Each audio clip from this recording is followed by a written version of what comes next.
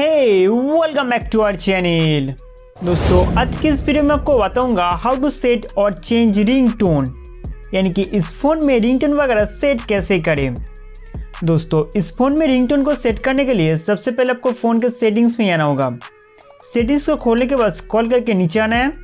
उसके बाद हम साउंड एंड वाइब्रेशन पर क्लिक करेंगे। साउंड एंड वाइब्रेशन को खोलते ही यहाँ पर आपको साउंड रिलेटेड बहुत सारे सेटिंग्स देखने को मिलेगा। साउंड मोड पर टैप करके आप अपना डिवाइस को रिंगिंग, वाइब्रेट या फिर साइलेंट मोड में सेट कर सकते हैं। उसके बाद वॉल्यूम सेटिंग से आप मीडिया, रिंगटोन, नोटिफिकेशन या अलार्म वॉल्यूम को कम या ज़्यादा कर सकते हैं। रिंगटोन को बदलने के लिए यहाँ पे रिंगटोन ऑप्शन पे टैप करना है। फिर आपके सामने दो ऑप्शन आएगा, सिम 1 एंड सिम 2।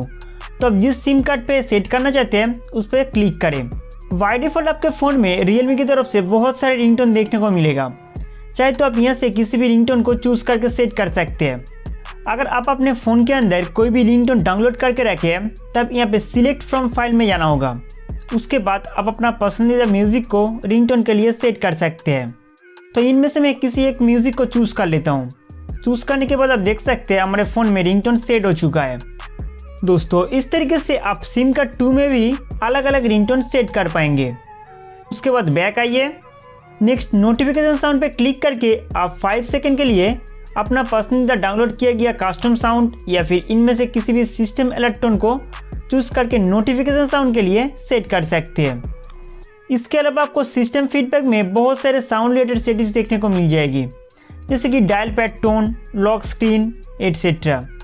तो दोस्तों इस तरीके से आप अपना फ़ोन में रिंगटोन को चेंज कर सकते हैं। उम्मीद करता हूँ कि ये वीडियो आपके लिए बहुत हेल्पफुल था। तो इस वीडियो को लाइक करके हमारा चैनल सब्सक्राइब करना ना भूलें।